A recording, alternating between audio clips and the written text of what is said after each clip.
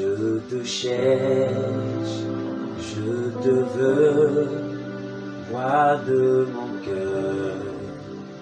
Je te loue, je t'adore, je te célèbre, roi de mon cœur.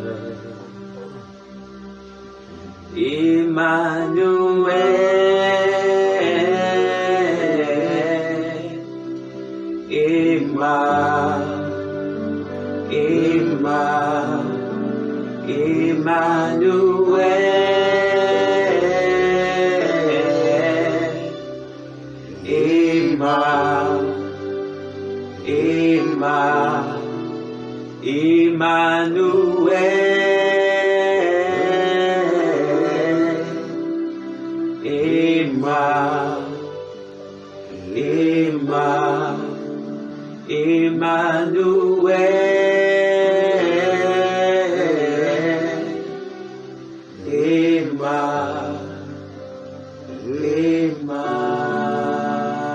Emmanuel, notre Dieu et notre Père, nous te rendons toute la gloire et nous te bénissons.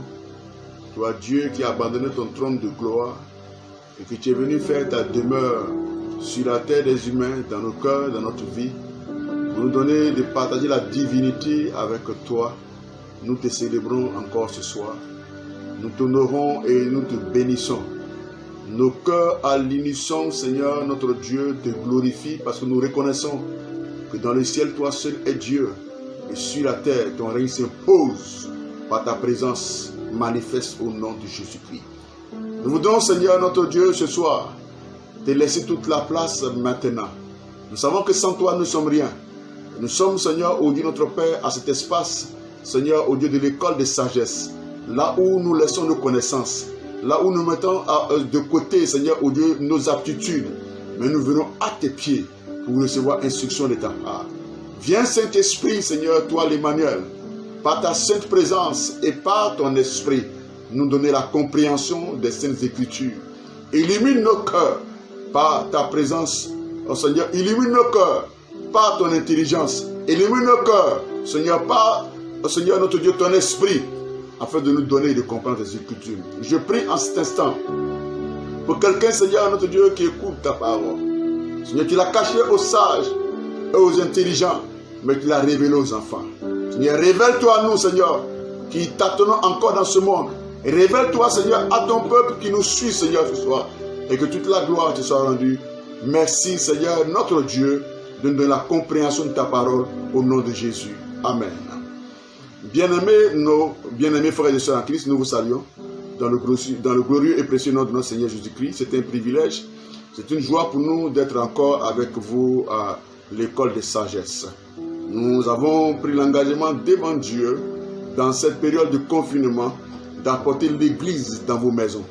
Nous avons pris l'engagement, Seigneur, devant la face de notre Dieu, de ne pas nous taire, de communiquer la pensée de Dieu afin que quiconque, Seigneur, puisse l'entendre et comprendre la vérité des Écritures dans le nom de Jésus-Christ.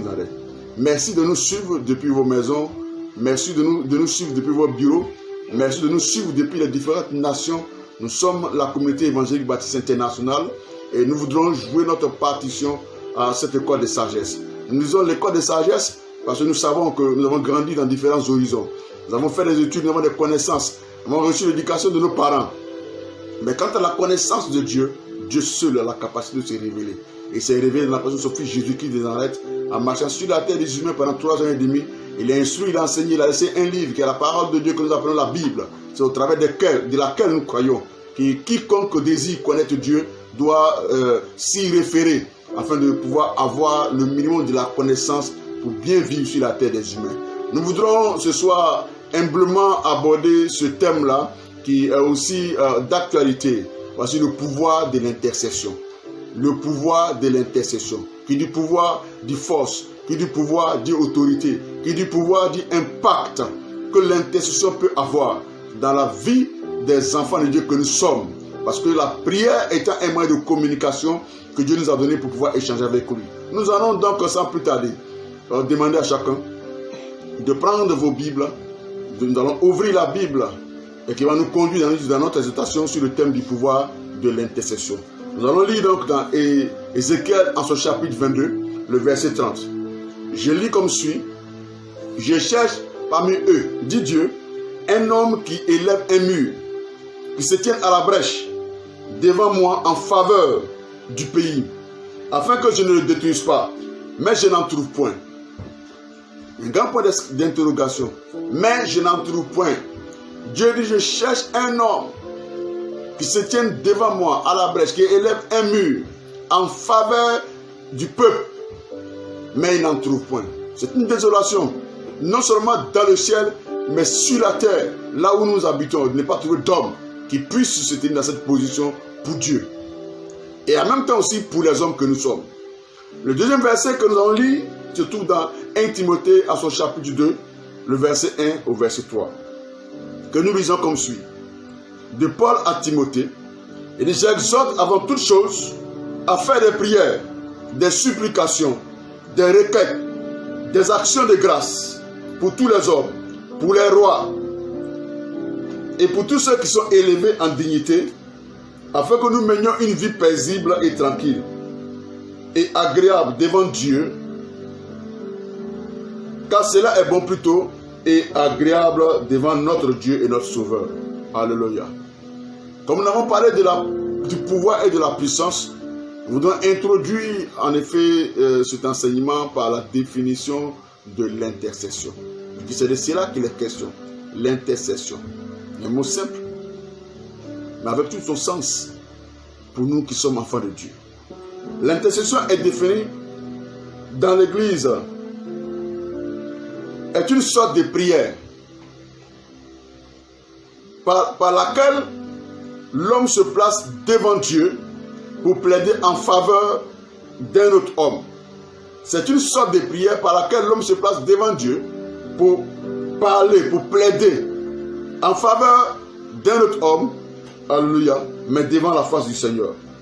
Plaider en faveur d'un homme, plaider en faveur d'une nation, plaider en faveur d'une famille, plaider en faveur d'une quelconque activité. C'est comme ça que nous définissons l'intercession.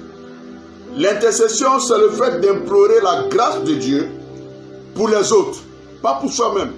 Parce que la prière ou de demande, mais la prière d'intercession, c'est la grâce et c'est de plaider la faveur de Dieu pour quelqu'un d'autre que soi-même. Et nous avons dans notre premier point énuméré quelques exemples bibliques pour permettre à chacun de comprendre en réalité qu'est-ce que l'intercession. Des exemples bibliques. Le petit 1 nous parle d'Abraham. Abraham a intervenu auprès de Dieu dans sa prière en faveur de son neveu Lot, lorsque Dieu a décidé de détruire Sodome et Gomorrhe. Dans Genèse chapitre 18, le verset 23 jusqu'au verset 32. La première argument, la première fois qu'il y avait intercession, nous avons cet exemple biblique là d'Abraham qui intercède pour son neveu Lot et qui plaide auprès de Dieu pour son neveu Lot. Alléluia. Le deuxième exemple biblique va nous être tiré de Moïse, ce grand serviteur. La Bible nous dit que Moïse a intervenu aussi plusieurs fois, quand nous la lisons, auprès de Dieu pour Israël. Nous avons plusieurs versets, mais pour ceux qui prennent note, nous voulons demander de nous référer à Exode, chapitre 17, en son verset 8 au verset 16. Et le deuxième verset de référence sur lequel nous appuyons, c'est Nombres, chapitre 14, le verset 13 jusqu'au verset 19. Alléluia. Le troisième exemple biblique pour appuyer l'importance de l'intercession nous vient encore dans le serviteur de Dieu, Josué. Josué s'est engagé dans la prière de consultation pour Israël quand le malheur l'avait frappé. En Josué chapitre 7, le verset 6 jusqu'au verset 8. Le quatrième exemple biblique, nous prenons plusieurs exemples bibliques pour appuyer l'importance de l'intercession, pour révéler que c'est une question d'actualité pour l'Église, surtout que nous sommes dans un temps difficile. Alléluia. Nous parle de Samuel. Samuel, lui, par contre, a prié pour la délivrance d'Israël. Dans 1 Samuel chapitre 7, le verset 3 jusqu'au verset 5. Prenez bien note, vous que nous suivez, parce que c'est important pour les relire, pour votre propre instruction. Et enfin, comme exemple biblique, nous ne pouvons pas étayer ce soir tous les exemples dans la Bible, mais nous en avons pris jusqu'à 5 pour révéler que l'intercession est un fait, est une réalité pour des hommes qui prient, qui se placent entre Dieu et les hommes, pour des nations, pour des pays, pour des situations particulières, afin de prier pour amener Dieu à changer ces situations. Il s'agit de Jésus. Jésus sur la terre est et reste le modèle parfait d'intercesseur pour nous qui sommes chrétiens. Il est et il reste le modèle parfait d'intercession pour nous qui sommes enfants de Dieu. Alléluia. Pour les chrétiens. Parce qu'il a intercédé pour le peuple de Dieu. Il a intercédé même pour ses ennemis. Il a intercédé pour ses disciples. Il a intercédé pour les malades et pour les opprimés. Alléluia. Et il assume encore aujourd'hui auprès de Dieu le Père. L'intercession continue pour tous les enfants de Dieu. Je le répète bien, il assume encore aujourd'hui auprès de Dieu le Père l'intercession pour son église, pour ses enfants, pour ses ennemis, jusqu'aujourd'hui. Parce qu'il est auprès de Dieu et la Bible déclare qu'il intercède pour nous. Alléluia. Nous avons 2 versets que nous allons lire. Dans Luc chapitre 24, le verset 34. Jésus dit à la croix avant de s'en aller, Père, pardonne-leur parce qu'ils ne savent pas ce qu'ils font. C'est un exemple d'intercession. Père, pardonne-leur parce qu'ils ne savent pas ce qu'ils font, les ennemis. Alléluia.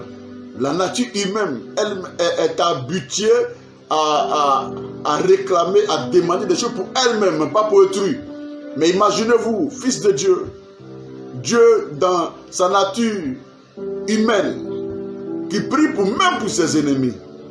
Alléluia. Je prie pour toi qui as été blessé certainement par des événements douloureux, qui a été trahi, qui a été abandonné.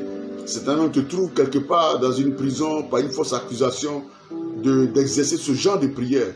Parce que Dieu a la capacité de pardonner à nos ennemis, de les changer, de les transformer. C'est très important. Notre deuxième verset que nous allons lire est tiré de Luc chapitre 22, le verset 32. Jésus, priant pour l'un de ses disciples, dit, mais j'ai prié pour toi, en parlant de Pierre, afin que ta foi ne défaille point. Et toi, quand tu seras converti, affermis tes frères. C'est un ministère qui a tendance, l'intercession, en parlant de l'intercession, à disparaître aujourd'hui. Nous devons apprendre à prier pour les frères, pour les sœurs. Nous devons apprendre à prier pour ceux qui sont faibles dans la foi, afin de les relever. Et je veux t'y encourager. Alléluia. Je veux t'y encourager parce que c'est important pour nous qui prions. Sachez que l'intercession a commencé il y a des milliers d'années, comme nous l'avons vu dans l'Ancien Testament, et par Jésus. Mais la première église s'est consacrée à l'intercession. Je répète, la première église s'est consacrée à l'intercession. Elle priait nuit et jour pour les enfants de Dieu persécutés. Elle priait pour les nouvelles communautés qui se créaient. Elle priait pour les malades. Et c'est ce ministère que Dieu voudrait que nous exercions dans cette saison, dans ce temps. Alléluia. Priez. Nous nous disons donc, au vu de tous ces exemples, que l'intercession est un ordre. L'intercession est un ordre du Seigneur aux chrétiens. C'est une nécessité, mais c'est un ordre du Seigneur aux chrétiens. Alléluia. Puisque nous parlons ce soir du pouvoir de l'intercession, je crois que le pouvoir de l'intercession, le pouvoir de la prière d'intercession n'est pas lié au lieu géographique. Le pouvoir de l'intercession n'est pas lié au temple. Le pouvoir de l'intercession n'est pas lié à la chambre haute. Le pouvoir de l'intercession n'est pas lié aux montagnes de prière. Le pouvoir de l'intercession n'est pas lié aux synagogues. Alléluia. Je veux dire quoi par là? Que nous pouvons prier en tout lieu et en tout temps. Que ce soit à notre bureau, que ce soit dans notre voiture, que ce soit même en chemin, en allant, en marchant. Nous pouvons prier et intercéder. Elle n'est pas liée à un lieu. Alléluia. Nos frères, certains prient en s'orientant vers le nord. D'autres prient sur des montagnes. D'autres prient dans des cavernes. Mais en tant qu'enfants de Dieu, nous pouvons prier. Nous le disons, et nous n'allons pas nous répéter encore aujourd'hui, que nous savons que les temples, pour raison de mesures barrières pour raison de prudence. Les églises dans plusieurs États ont été fermées, mais le ciel n'est pas fermé. Et nous pouvons donc exercer ce ministère qui est un ministère qui date de longtemps encore aujourd'hui en priant. Alléluia. Je vais aborder mon deuxième thème. Sur mon deuxième sujet, sur le thème, le grand thème que nous avons, le pouvoir de l'intercession. En deuxième chapitre, nous allons voir la manifestation de la puissance de Dieu par la prière d'intercession. Si le pouvoir est la puissance, est une autorité, donc quand nous engageons dans l'intercession, il y a une puissance qui se dégage. D'où ce chapitre, la manifestation de la puissance de Dieu par la prière d'intercession. Par l'intercession, des hommes et des femmes ont déclenché le pouvoir manifeste de Dieu.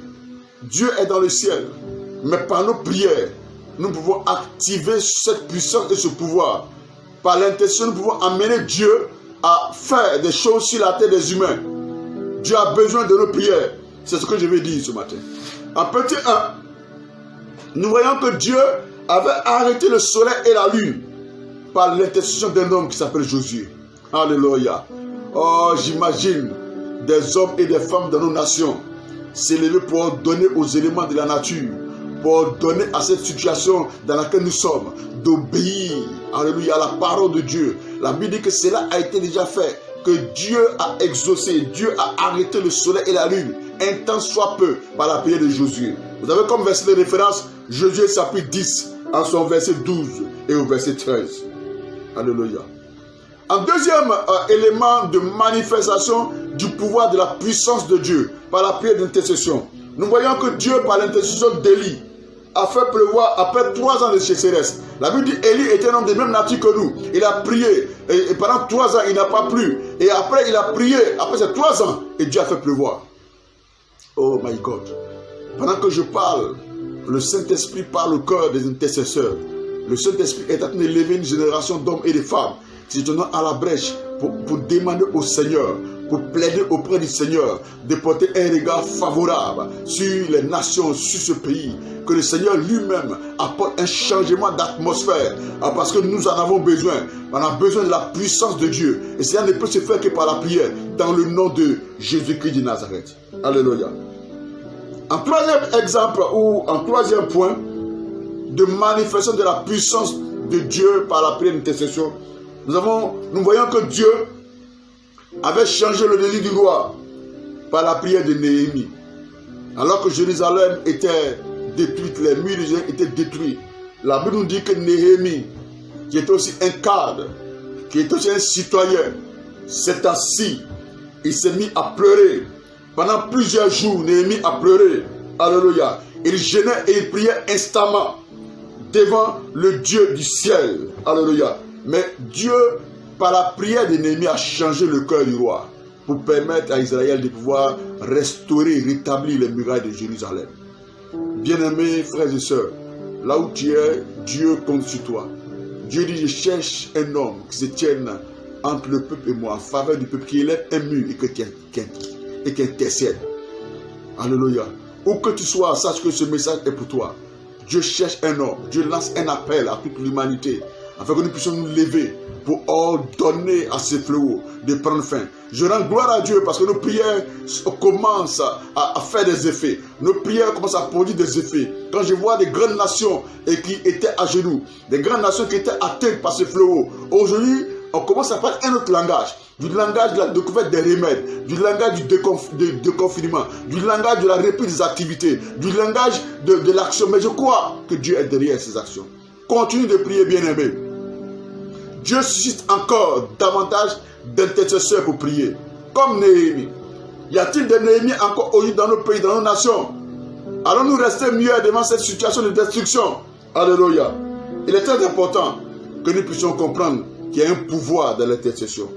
En quatrième point, nous voyons que par les prières et par les jeûnes d'Esther et du peuple d'Israël, Dieu avait changé les décisions et le décret du roi pour qu'il soit épargné de la mort.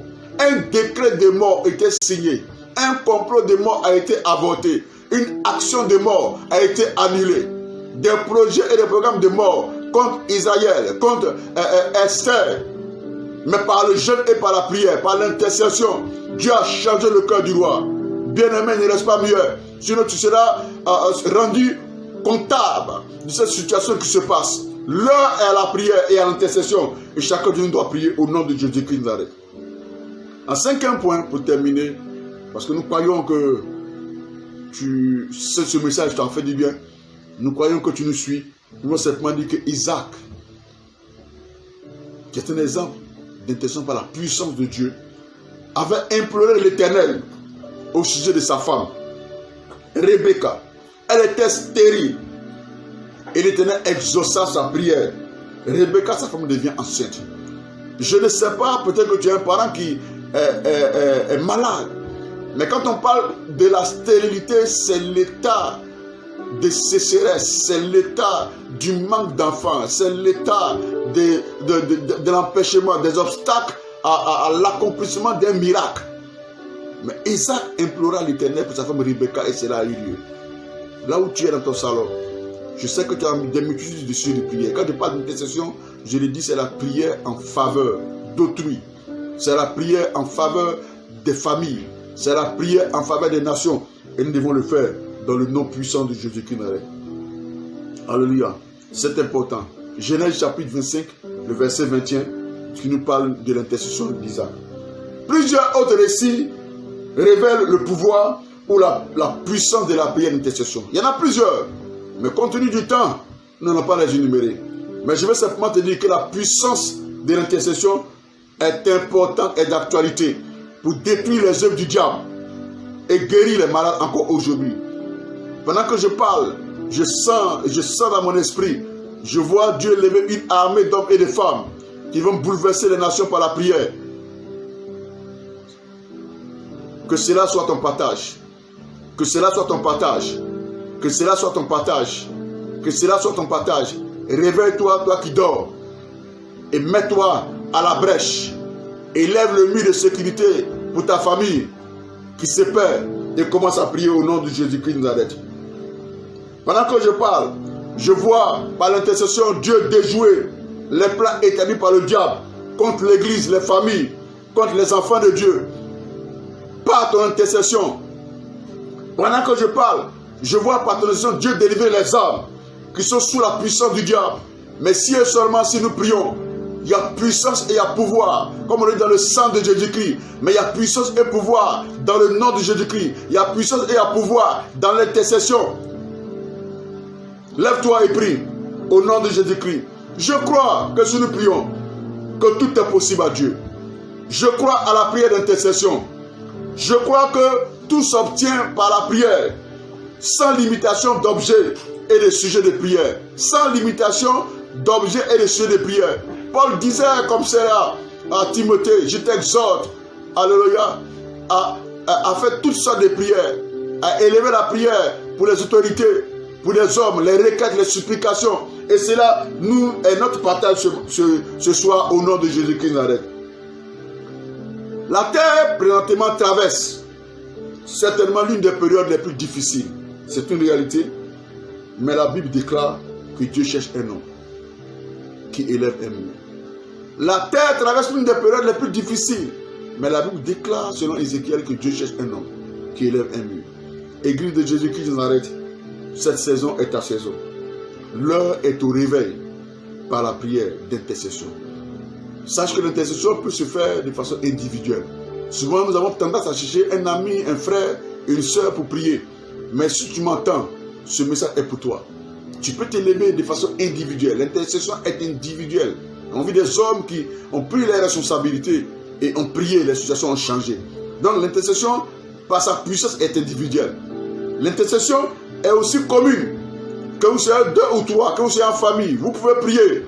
Dieu entend la prière, selon le psaume 65, et il exauce la prière. L'intercession aussi se fait en équipe. Pour terminer, l'intercession, elle est permanente. Elle n'a pas de temps, elle n'a pas de saison.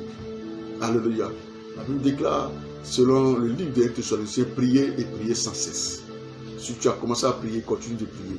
Si tu priais, continue de prier plus. Si tu ne priais pas, sache que nous sommes dans la saison où Dieu a besoin de toi pour changer ta nation, pour changer ta famille, pour changer l'image négative que tu vois. Tous ces morts, pour donner à l'esprit des morts fin. Stop! C'est la fin. Que Dieu bénisse quelqu'un par ce message et que Dieu puisse susciter par son esprit qui se meut, par son esprit qui bouge au-dessus des nations. Dieu puisse susciter une génération d'hommes et de femmes de prière, des Néhémie, des Josué, des Isaac qui refusent la situation de calamité, mais qui demandent à Dieu de transformer leur environnement, leur nation, leur vie au nom de Jésus-Christ de Nazareth. Est-ce que tu peux prier avec moi pour Dieu, Seigneur? Me voici, Seigneur. Fais de moi ton serviteur. Fais de moi un intercesseur. Seigneur, donne-moi de faire ma bouche. Donne-moi d'être celui qui se met entre les situations difficiles et toi. Donne-moi d'être celui qui plaide pour ma nation. S'il y a 10 justes, s'il y a 20 justes, s'il y a 5 justes, Seigneur, transforme ce pays au nom de Jésus-Christ. Nous étions dans la prière maintenant. Toi qui m'écoutes, nous allons ensemble prier le Seigneur. Merci, Seigneur. Apprends-nous, Seigneur, chante avec moi, à prier comme toi. Apprends-nous, Seigneur, à prier comme toi. Car tu exauces nos prières. Il exauce la prière. Car tu exauces nos prières. Apprends-nous, Seigneur, à prier comme toi. Apprends-nous, Seigneur, à prier comme toi. Apprends-nous.